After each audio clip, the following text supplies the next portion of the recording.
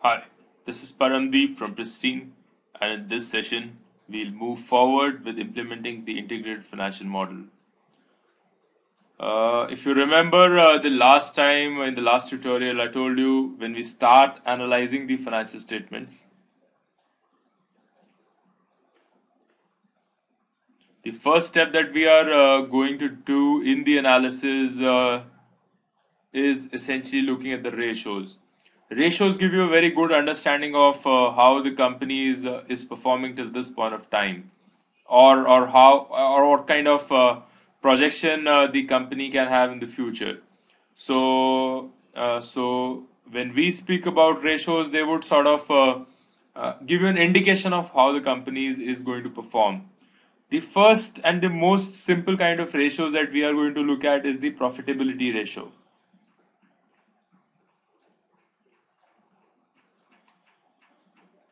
So as the name suggests, when we speak about profitability ratio, the simplest measure would be basically your profit as a percentage of some number, right? Again, if you remember, we have taken a look at different kind of profits. So one of the profits that we have looked at is basically the PAT, the profit after tax. This number clearly flows to the shareholders, right? So this is an indication of the kind of number that's going to flow to the shareholders. The other measure of profitability or the profit could be essentially looking at the EBITDA margins or the EBITDA. This sort of gives you an indication of how the company is performing operationally. Earning before interest, tax, depreciation and amortization, right? So out here I have not paid anything to the debt holders right now, anything to the bank I haven't paid back. I have not paid to the government till this point of time. But apart from that, almost everybody I have paid operationally. So this sort of gives me an indication of the operations of the company, right? Now, as a measure, I could take I could take a look at the profit as a percentage of sales, right? So I could take it as a percent of sales. So for example, if I do PAT divided by sales, right? So this is my numerator, right? And this could be one of the forms of the denominator. So I could, when I do PAT divided by sales, it tells me what is the kind of money that the shareholders are going to get if $1 of sales is generated, right? So if the company is generating $1 of sales, what is the kind of profit that's going to flow into the shareholders? So for example, out here the PAT margin would be 30%. So each dollar of sale that the company generates, the shareholders get 30 cents for that, right? Another measure could be, let's say, EBITDA divided by sales.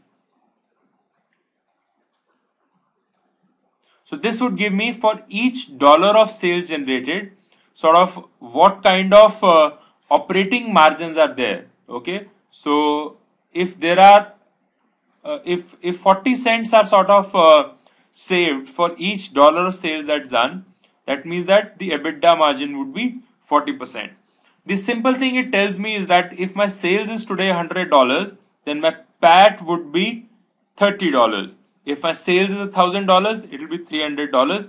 If my sales is $1 million, it will move in that ratio only. So sort of just looking at this simple number, you could see what kind of the profit is going to come to the shareholders, or what kind of a profit is going to be generated from the business. Another possibility for the denominator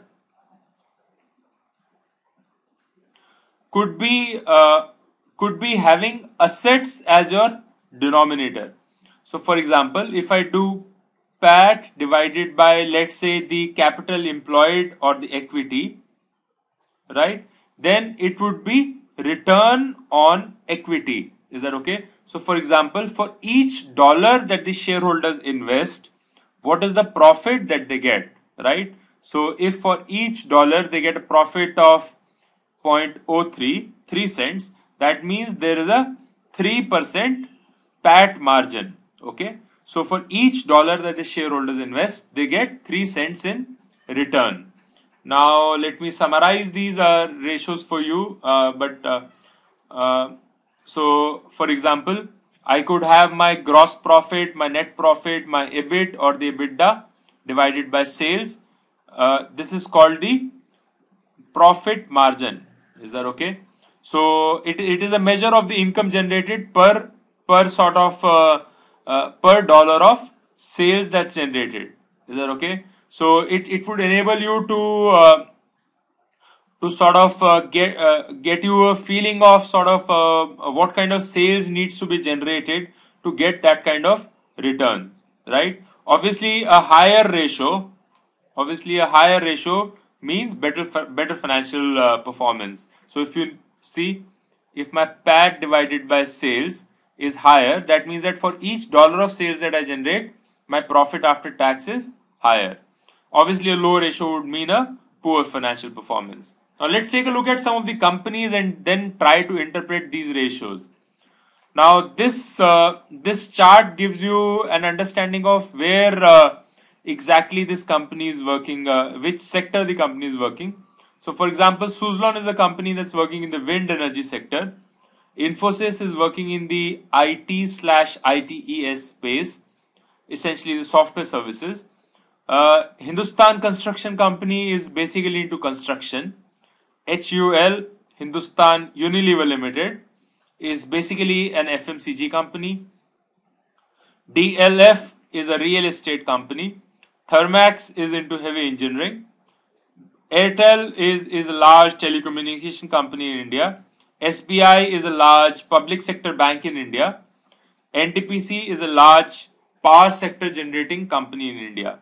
What we'll try to now see is how the profitability ratio moves with the sector. Is that okay? Please note that profitability ratio you just cannot measure as a standalone number. It has to be measured as with respect to the industry only. So for example, as you can see in this ratio, Infosys has a very high profitability ratio. That's because sort of it's into an IPR business, intellectual property right business. So obviously the kind of margins that Infosys would have, you just cannot compare it with the kind of margins that, let's say, SBI is going to have. SBI is a bank and Infosys is into IT. As you can imagine, there is a large real estate boom in India. So the profitability that DLF has is far superior than the rest of the companies. Most of the heavy engineering companies would have your profitability in the ratio of 13 to 14%. So as you can see in Hindustan Construction, in Suzlon, in Hindustan Unilever Limited, in Thermax, the profitability or the PAT margin, right, the operating profit margin, sorry, the operating profit margin is in the ratio of 10 to 15%. So this is my operating profit margin. The PAT margin would be somewhere between 7 to 8%. Now let's take a look at the return on capital employed. So return on capital employed, when we take profit after tax, this is going to flow to the shareholders of the company. So they would measure this with respect to the equity that they have invested. Is that okay? If I take a look at, let's say, the earning before interest and tax, that means when sort of in my P&L, the earning before interest and tax comes, at that point of time, both the equity and the debt holders are invested in the company.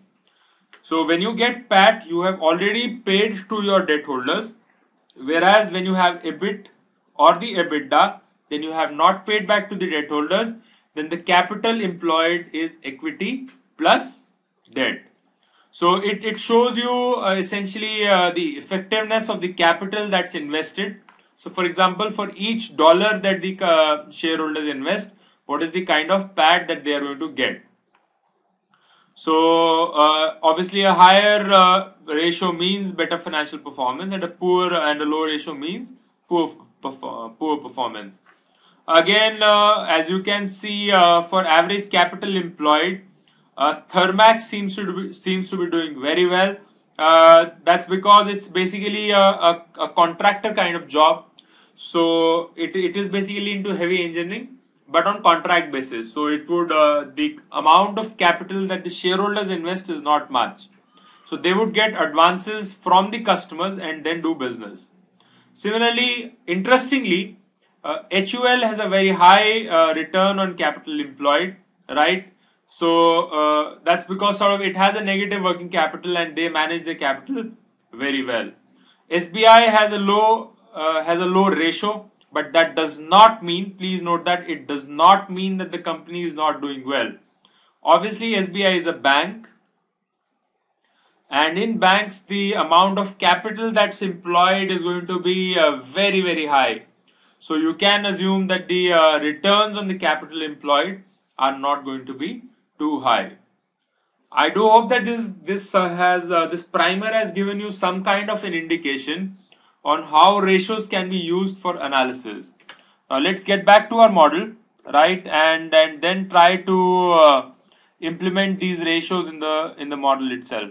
So primarily we are going to look at the profitability ratios right now, and we are going to look at the rate of returns right now. Is that okay? So these are the two ratios that we will look at right now.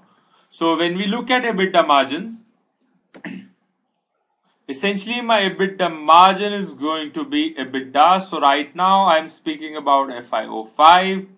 So let's take to EBITDA in FI05. So if you remember, we had calculated the EBITDA in FI05 divided by the sales in FI05, right? So that gets me the EBITDA margin for 05, right? As far as the EBIT margin is concerned, we can take EBIT divided by sales. Let me write this ratio for you.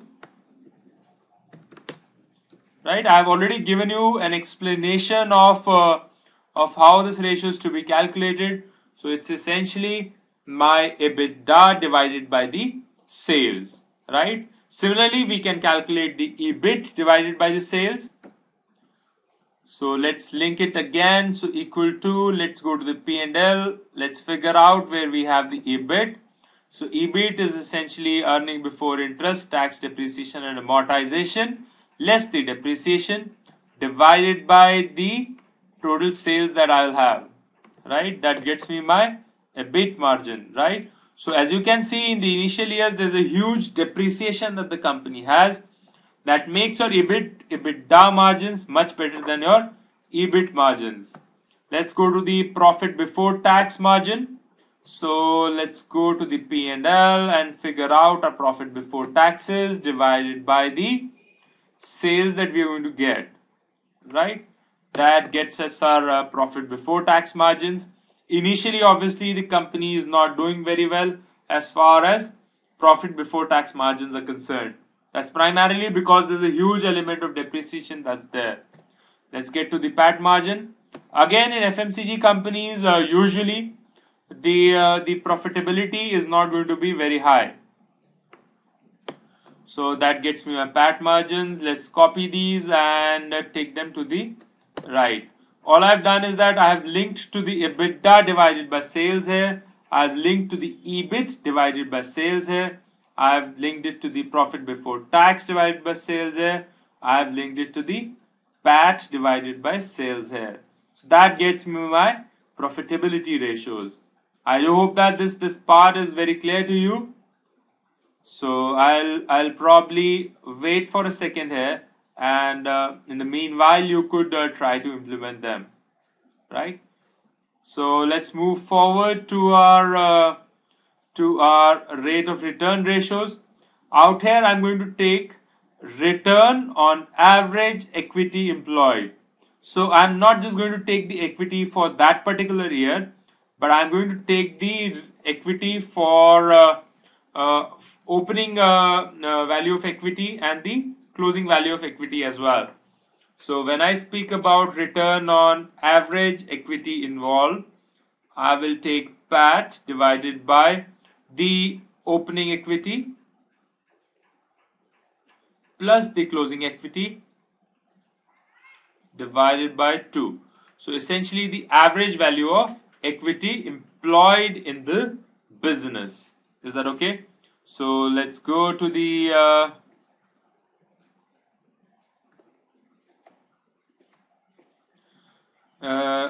ratio. Please note that for the first year it will not be possible to calculate the return on average equity involved, because I don't know the opening equity value for FI05. So when I want to take an average, I'll take an average here, right? Yeah, so let's start implementing this. So I need the PAT for FY06. Let's go to the profit and loss account and take it to our PAT for FY06. Is that okay? Now I'm speaking about column F divided by the average equity employed. So my average equity will be there in my balance sheet.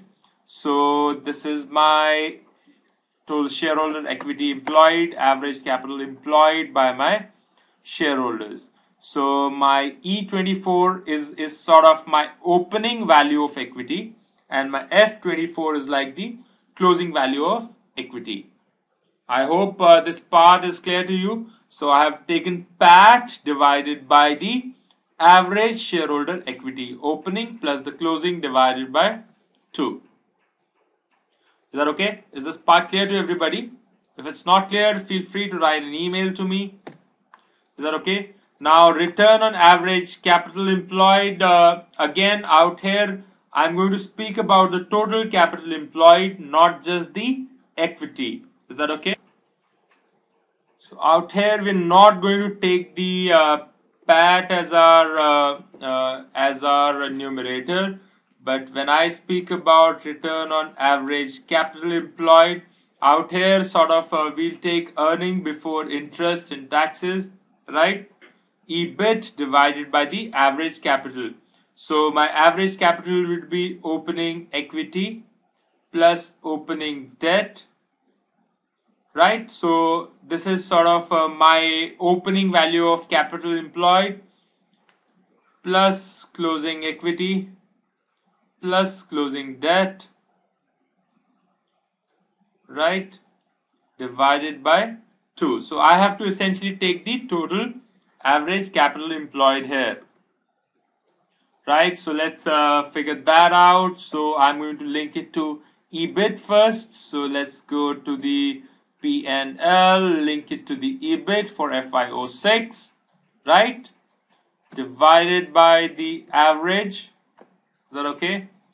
Average of the opening capital would be opening shareholder equity, right? So my opening shareholder equity plus the opening debt that I'm going to have, right? This is my average capital employed at the beginning of the year, right?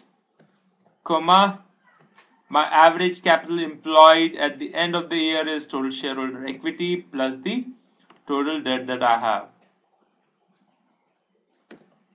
right? So that gives me an average capital employed in the business. So to generate the EBIT, that's both the return to the shareholders and the debt holders, how much capital is employed in the company. Does that clarify the things? I hope this is clear. If it's not clear, feel free to write an email to me, right? Now I'm going to speak about return on average assets employed in the business. So return on average assets employed in the business. Again, return could be measured in the form of PAT or in the form of EBITDA divided by the average assets. So opening value of the assets plus the closing value of asset divided by 2. Please note that your assets could generate the EBITDA as well. So you could take the EBIT or the PAT there. So most of these ratios are not very standard in nature, but they should give you an understanding of how the company is going to perform, right? I'm going to take it as PAT I'm going to take it as PAT in this year divided by the average asset that's going to be employed in this year. So my average assets are going to come from opening and the closing, right? So this gives me all the return ratios that are there, right? And how the company is performing. So for example, I think as far as the total capital employed is concerned, it's giving you an 8% return in the beginning, which has increased to almost 17% in FY09. That's pretty good. Return on the average equity employed is also pretty good, around 14% or so. Return on assets is also not bad, around 9% or so. So I think as far as the operations of the company is concerned, the company seems to be doing pretty well, right? So if we take a look at the profitability ratios as well, again 42% EBITDA margins, very good in the industry. PAT margins of 14%, extremely good. So I think as far as the operations of the company is concerned, the company seems to be doing pretty well.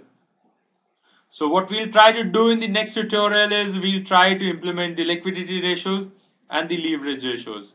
And in the tutorial following that, we'll just cover the rest of the ratios. So I do hope that that this tutorial has given you some understanding about how ratios can be used and what exactly sort of is the benefit of using them. As usual, if you have any questions, feel free to write an email to me on paramdeep@edupristine.com. Alternatively, you could give me a call on +91 989 298 0608. Right? I look forward to your comments on the tutorial, and I look forward to seeing you in the next tutorial. Thank you and bye bye.